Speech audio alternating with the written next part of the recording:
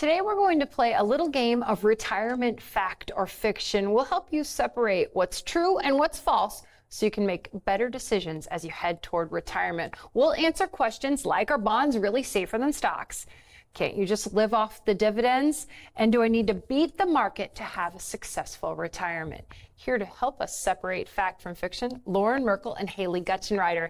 They're both certified financial planners. Loren is also a certified financial fiduciary and a retirement income certified professional. And guys, we want to help people separate fact from fiction because, Loren, we know sometimes if people have bad information, they can make bad decisions when they head toward retirement. And there's a whole lot of decisions people have to make as they look to transition to retirement and then go through retirement. And you want to make these decisions as confidently and accurately as you possibly can, which means you need accurate information. Okay, so you've got your cards. You've got a fact card. You've got a fiction card. And I've got a few things I'd like to read off here today, actually 8 of them. So we're going to start with statement number 1 in Retirement Fact or Fiction Investment Edition. Number 1, the stock market is too risky for retirees.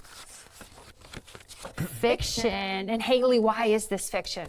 Well, because the stock market, we need it. It's a powerful tool for retirees because we need to balance growth within their overall portfolio. Otherwise, their portfolio could safely lose to inflation. However, that doesn't mean that your retirement needs to feel like a roller coaster ride, which is why when we get together with our families, we try to help them identify the amount of risk they're taking, the amount of risk they need to take in order to accomplish their goals. And that way they can have expectations that are aligned with how their portfolio would react when the market goes up and when the market goes down. But Loren, that stock market can feel like a roller coaster ride. People who are watching today that are 57 and older, they can go back not too terribly far and really remember some times in history when the market has tanked. Yeah, we can go way back. We can go back to the Gulf War. Do you remember that, Molly? You probably don't remember that. I do. I was young. I was in elementary school, but I sure do. Yeah. But really what most people are thinking about is this century, right? So let's just go the turn of the century. We have the dot-com bubble. If you remember, that was 2000. 2001 was 9/11. And then we have the Great Recession of 2008. And that felt really messy. That recession lasted 18 months, which is longer than normal. And then we have, of course, COVID. 2020.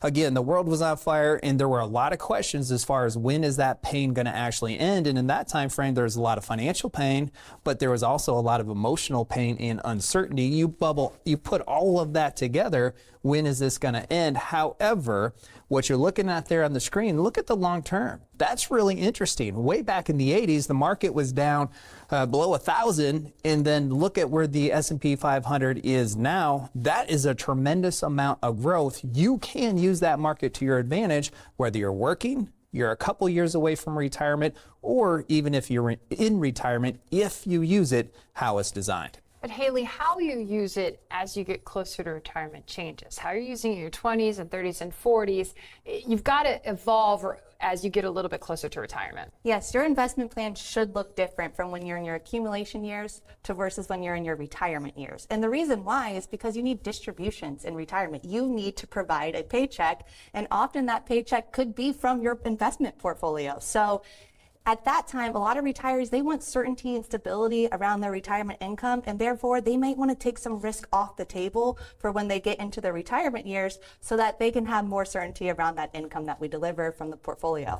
So the takeaway is it's not too risky, but you want to use it to your advantage in retirement. Yeah, you want to use it to your advantage. You can't just sit around in really safe investments throughout the entire retirement, but sometimes people feel as they get closer to retirement that they no longer have time on their side. They feel like their investment clock has expired, if you will, but that's not necessarily true. On average, people retire around age 62. It's 62 or 63. So you might have a 20-year retirement time frame that you now have to invest for, provide income for, and the market downturns, as painful as they feel, and as bleak as the future might seem when we go through them, don't usually last all that long. If we go back to the late 30s, in fact, there's only been 2 different times that the S&P 500 has been down 3 calendar years in a row. 39, 40, 41, and then 2000, 2001, 2002. Two times that the S&P has been down 3 consecutive years in a row. Over that same time frame, there's only been 1 time that the S&P 500 has been down 2 years in a row, 73 and 74.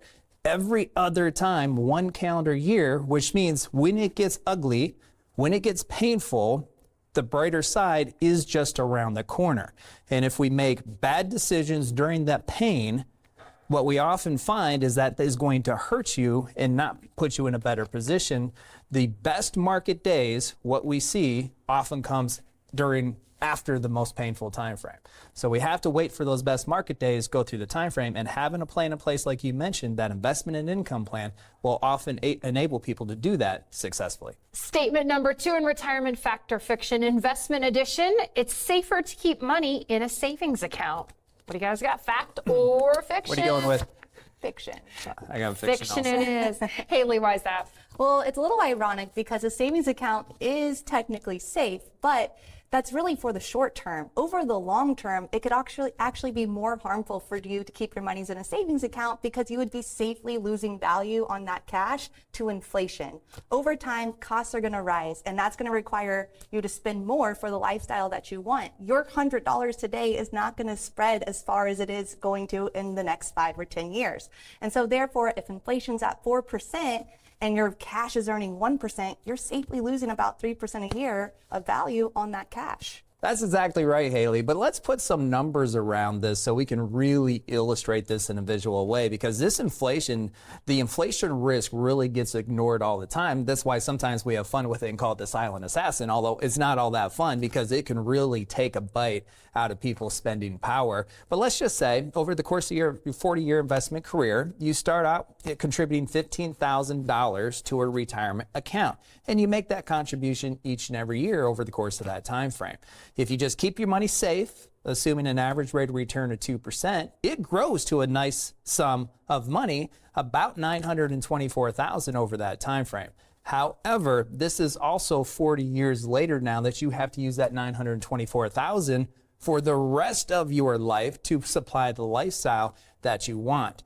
Whereas an alternative investment strategy where you incorporate bonds and stocks and some cash along with it, average a 7% rate of return, everything else being equal except for the outcome, because now instead of $924,000, you have $3.2 million to live the rest of your retirement.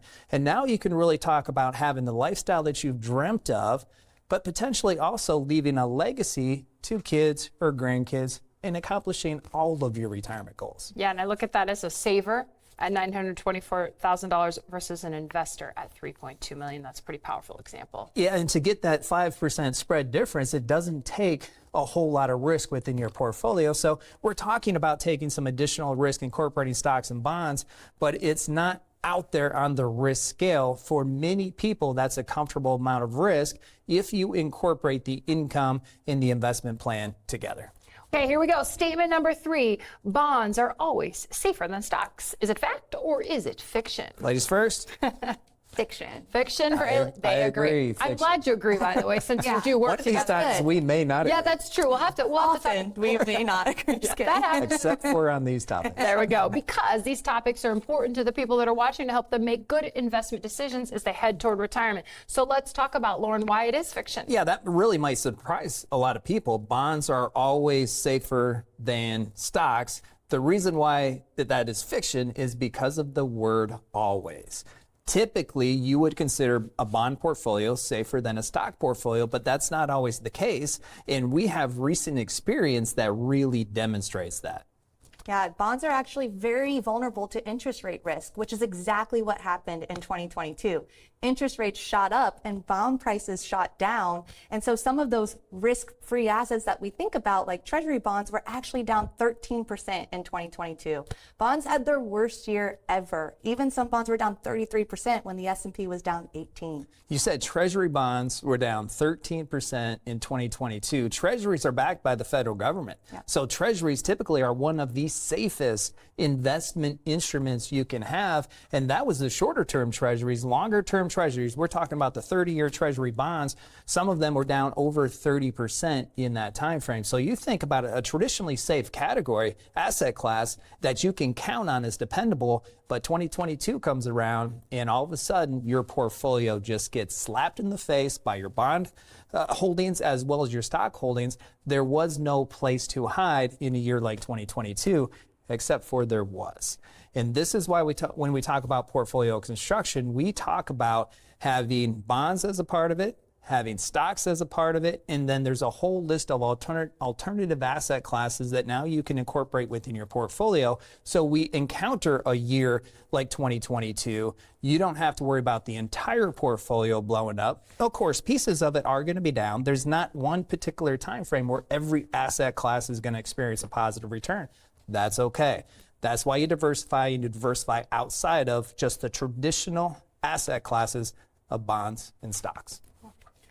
Statement number 4 in our game of retirement fact or fiction investment edition: I can just live off the dividends and never touch my principal. Sounds like a dream. Is it fact or fiction?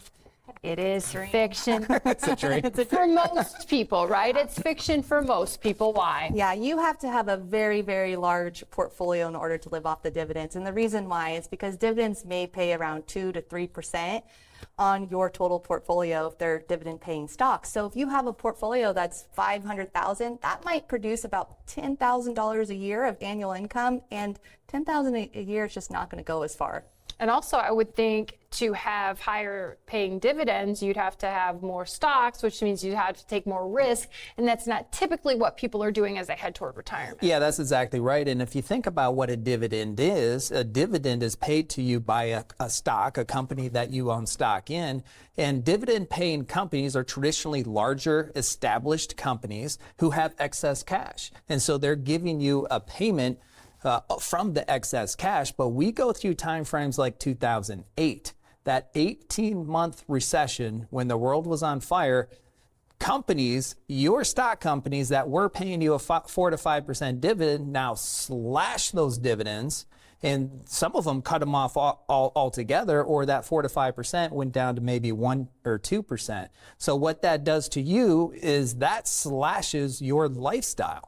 Because if you're living on those dividends, if you're dependent upon those dividends and they get cut to 0 or 1 or 2, then that's not going to provide the lifestyle that you have. So your lifestyle, your retirement lifestyle, is now going to be negatively impacted by something you can't control. So a component of your portfolio where it's going to be invested in dividend paying equities, that can be a really effective income strategy. You just don't want too much, because there's a lot of uncontrollables out there that can just wipe away your retirement lifestyle. And it can be a part of their withdrawal strategy. So some families do like to move their dividends to cash and live off those annually, but they don't want to just live off the breadcrumbs of their portfolio. They also want more income. They don't want to limit themselves each year. So we also have to devise an income plan that is based on some of the interest or the profit the portfolio is making, Social Security, pension. There's other sources of income that can provide their lifestyle on an annual basis than just dividends.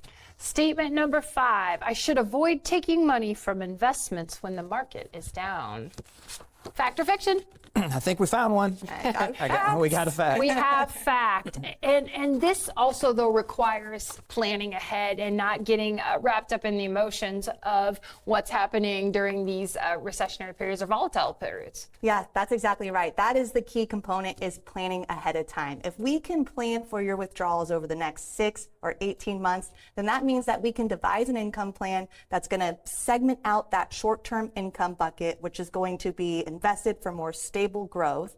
And when the market does go down, we can avoid selling at a loss and providing your income from that stable bucket. Yeah, and that's exactly what happens if people pull out during times of volatility. Then Loren, they have to try to figure out when to get back in, and it becomes a guessing game. You don't want to guess with your retirement savings. You don't want to guess. You want certainty. Certainty provides you with confidence. Confidence and certainty provides you with a happy retirement, stable retirement. Your portfolio, parts of it can be a little risky. Some of it needs to be stable. That's where the investment investment in the income plan really come into play to make sure that you have that stability through confidence and certainty. And the stability comes in a recession-resistant portfolio, and that's why you help families build all the time, Haley. That's exactly right. So we can give our families confidence to spend when the market's down because they have that recession-resistant portfolio. Not all aspects of their portfolio are reacting the same way when the market goes down. They need that stable bucket so that they know they can live on income and not have to change their lifestyle when the market underperforms. And recession resistant just simply means when the market blows up, yes, your portfolio as a whole will probably be down, but it shouldn't be down anywhere close to what the market is. And again, you still have that income piece of your portfolio that you can take your income from and not have to worry about hurting the other elements of the portfolio because you have to sell when you're down. Statement number 6. I can just follow the 4% rule and never run out of money. Just withdraw 4% a year from a portfolio and you're set for life, right? I already know what it Never is. Fact or fiction? Oh, fiction it is. It's that word never. It never run out of money. You might be okay using the 4% rule, but you don't know if you're going to be okay. When it comes to something as important as the rest of your retirement, you want certainty. You want to make sure. The 4% rule just is the amount of money you can take out of your portfolio. So let's say you have a retirement portfolio of $1 million. You take 4% out. Your lifestyle income from that portfolio is $40,000. But then here comes the recession. The market takes a big hit. Your $1 million portfolio now drops to $750,000. And if you're staying true to the 4% rule, you're just taking 4%, which means it's no longer $40,000. It's only $30,000 of income, which means your lifestyle took a hit. So that's why a lot of people would prefer not to use that 4% rule because it only works when the market's doing well and it doesn't insulate you from the big drops. Yeah, it's one of those rules of thumb that people get caught up on. Oh yeah, it's definitely a general rule of thumb and it's based on 10 to 12 assumptions that people really aren't aware of. So if one of those assumptions are off, maybe we have higher inflation, maybe healthcare costs are going up and it's not baking that in, then the results can be drastically different. And you don't want to run out of money before you run out of time. Yeah, it was developed in 1994 based on historical data from 1926 to 1976. It was using a 60-40 portfolio, which we know isn't for everybody. And it also today's retirees face higher inflation, lower interest rates, and often longer lifespans. So I think we've done a good job of saying why maybe using that rule of thumb isn't for everyone. Let's go to statement number 7. Retirement fact or fiction. Market timing is key to high returns. That one should be obvious. Yeah. We've got fiction, but it's tempting, Loren. It is tempting, and it's all emotionally driven because when we go through the really poor times, the most recent one, let's call it 2022, when bonds were blowing up, stock market was blowing up, it didn't look like that was going to turn anytime soon. So many people made that emotional decision to market time, sell out of their portfolio, and just preserve. Safety felt really good. The problem with market timing is you have to not make one decision, you have to make 2 really good decisions, and oftentimes it's that second decision that's really hard. 2023 rolled around and the markets took off.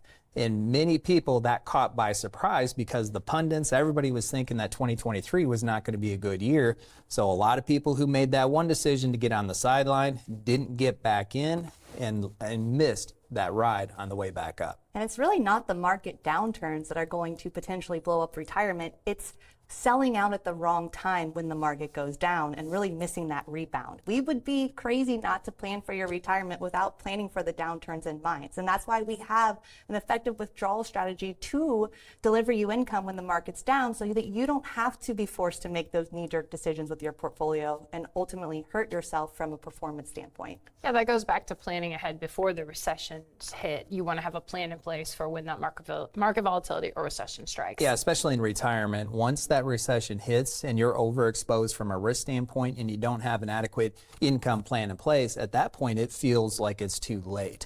Now, you can still get out of it if that's the situation you find yourself in, but why go through that situation when you can put a plan in place now while things are relatively good to insulate yourself from the anxiety, the stress, and the negative implications of your portfolio when eventually we go through it? Okay, we've got one more. You guys ready for the last one? Ready. Here we go. Fact or fiction? Annuities are always a bad investment.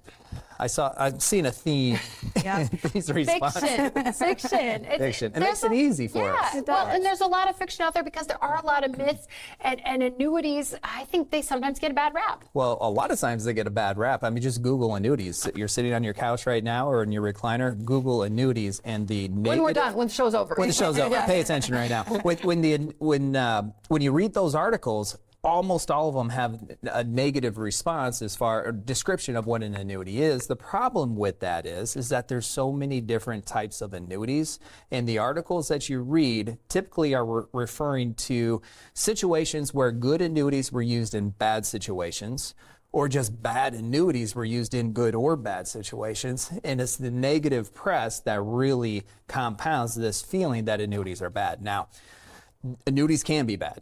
Just like stocks can be bad, bonds can be bad. The right annuity for the right person, the right situation can be highly effective. The right stock for the right person, the right situation can be highly effective. All these investments have their good and bad. You need to make sure you understand them and make sure you have a plan to put them in place for you. And annuities have a purpose to it. So understanding the purpose of how this is incorporated into your overall plan. What is this annuity doing? How much does it cost? Is it there to provide income? Is it there to provide stable growth? It can have a purpose and a good one in your overall plan, and we don't want to necessarily overlook annuities because we hear about the bad reputation. And one of the good things is they can provide some steady income for people, kind of like a pension. And we know not as many people have pensions as they did 20 or 30 years ago. Yeah, roughly about 13% of the United States population has access to, working population has access to a corporate pension. There are some more municipality pensions and government pensions, but by and large, people who are retired love guaranteed income. An annuity, a certain type of an annuity, can be that pension replacement if you don't have a pension, or it could be a pension enhancement if maybe your pension isn't filling your income gap. Okay, with so many of these statements being fiction, there's probably someone out there that thought a lot of these things were facts, and that's understandable. There are a lot of things that you just believe. You believe bonds are safer and all these kinds of things. So now they're learning some stuff, and I bet they have questions, and I feel like a Retire Ready call is a great way to get some of those questions answered. Yeah, if you're 55 and older and you are starting to plan for your retirement, this is an awesome opportunity to talk to one of our planners. This is going to start getting the gears turning and thinking about, well, what should I be thinking about as I plan for my retirement? Also, you can do it from the comfort of your own home, and it's a no pressure situation. It's just a conversation. A lot of these questions that we answered today, if you change one word, then it can change from fiction to fact. So that offers a lot of confusion, which you can have your questions answered directly on the Retire Ready call.